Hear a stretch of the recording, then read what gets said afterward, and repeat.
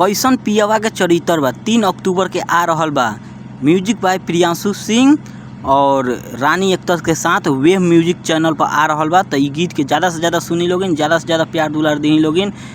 वो हुए पुरानका ह कैसन पियवा के चरित्र बा। तो 2.0 आ रहल बा जौन की प्रियांशु सिंह म्यूजिक देले बारन और एमे काम कइले बारी रानी एक्टर्स।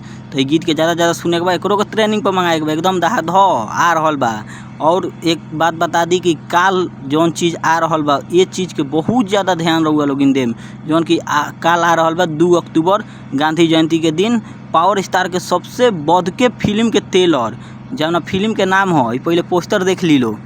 जौन कि काल आ रहल बा हर हर गंगे के ट्रेलर, ऑफिशियल ट्रेलर रिलीज 11 बजे सुबह में आई।